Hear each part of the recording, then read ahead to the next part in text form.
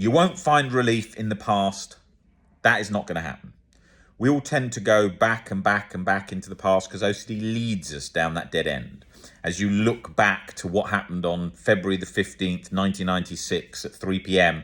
and think you're going to find relief that way and then be out of the cycle forever. It don't work like that. It never has, and I've never seen someone recover like that. And we certainly couldn't conduct sessions in that form. Could you imagine? Someone comes in, okay, today's session, let's spend the whole time just trying to work out exactly what happened in the past in detail. And then once we get an answer to that and we get relief, you'll be free forever. Never met someone who recovered like that. Forums are full of people trying to work that out through comparison compulsions. Oh, I did this. What do you think of that? Oh, I'll just ask my mum, what does she think of that? Would she do what I did if that was this? All the time. And it's particularly looking for things around the ages of sexual development, around the ages of sort of teenage years, decisions, drunken decisions, stupid pranks, all kinds of things that people could do. And then it's looking for that, and then it's sort of nicely screwing the knife in as you're trying to get that little bit of uncertainty cleared out, which you can't, and then it's just nicely squeezing there. That's a problem, because you don't need to go that direction. Instead, you work on your perception, your perspectives in the now in relation to self-acceptance. You work on that, unconditional self-acceptance, then you realize it doesn't matter what has happened in the past in the slightest, okay? I spent years, 24/7 in that cycle, churning acid reflux, churning anxiety, so much fear in that all the time. Oh my God, if I can't work out this, I am never going to be at peace again. That means every fucking moment's ruined in my whole life. That's how I felt. That's what it felt like. Oh, every party I go to, every date I go to, everything that I aspire to do, I won't be able to have because I'll be chronically anxious and my life will be destroyed. And then that's also by the fact that you've already experienced that time and time again. You become more and more convinced that you're never going to get better, and that's just going to be your baseline state forever. And that's easy to see how people get into that state because it's such a trap.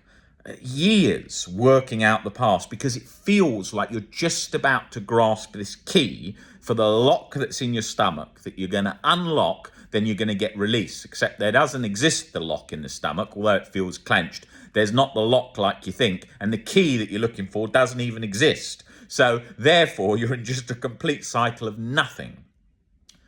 Work on acceptance. Work on unconditional self-acceptance. Stop trying to search for this imaginary key in the past. Even when people are watching this video, they'll still look for it.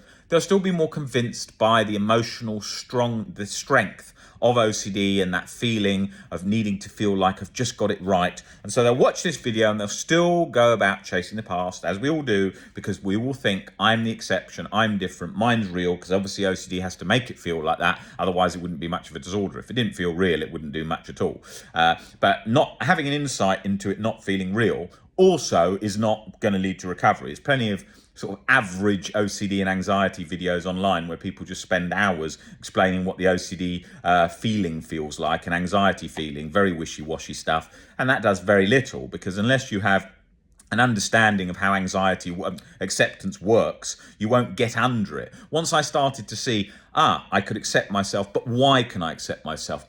That makes sense. Oh, things aren't as scary. Why? Oh, my perspectives exaggerate how scary something is. So that means things aren't as scary as that. It's just my perspective of it. So there's actually nothing to be scared of.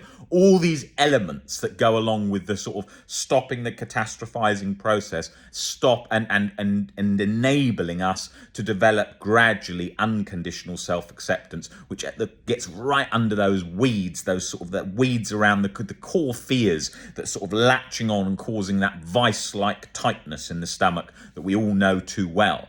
That vice-like tightness doesn't have to just be in the stomach. It can feel like it's in your blood vessels, like you're all locked up and everything's tense. It can feel all tension around your neck. It can feel in your eyes like they're in a vice. It can do bloody anything, because you know what this struggle's like. It's a sneaky thing, and it gets in every single angle. It's in your nervous system. Adrenaline's like a pump being pumped in at the fastest rate. That whole journey explains it, just being completely on edge, as if you're on a chair at school and then one of the legs slips away and you think you're about to hit your head on the concrete. That sensation, but 24/7, that's what it feels like. And the venturing into the past is the compulsion. It's very hard to stop when you think that that's where relief's found. So therefore, you've got to become very aware that relief is not found in that direction. As you become more aware of that, then you give up this futile pursuit into the past. But until then, you do still keep sailing out that way to find that answer, which you're not going to find. So really, if that is your problem, come back to this video, not in a compulsive manner, but remind yourself that ain't the way. Nobody has ever recovered by venturing into the past time and time again. But then people will say to me, yes, but Robert, once I did and I got relief. You may have until OCD moved the goalposts, but long term it won't work. The same as people who tell me, oh, compulsions have worked in my situation for X, Y, Z reason. They may have for the time being in certain situations, but that doesn't last forever and it hasn't lasted long. Think about how much time you've invested in compulsions and think about what results you've got. If that was any business transaction, you'd never do that deal because whatever you're investing, you're getting a terrible return. So that is exactly the same here. You've got to invest in your mental health, in your mind, and think that compulsions is certainly an investment that you don't want to be making. You're making a trade with the devil, with OCD, you know? Not in a biblical sense, but in an analogy sense, that's what it's like. And so you've got to really think about that. And you've got to really abandon that direction. Hence why I'm repeating this a few times here to really highlight how important that is. And that is one of the main mental compulsions. A lot of it will happen automatically. There's other videos on this channel talking about breaking down automatic compulsions, and we cover that in detail in the one-to-ones, how to bring the fears down and get under that in a lot more detail to help with that. But you, first of all, abandoning that chase is the key first step.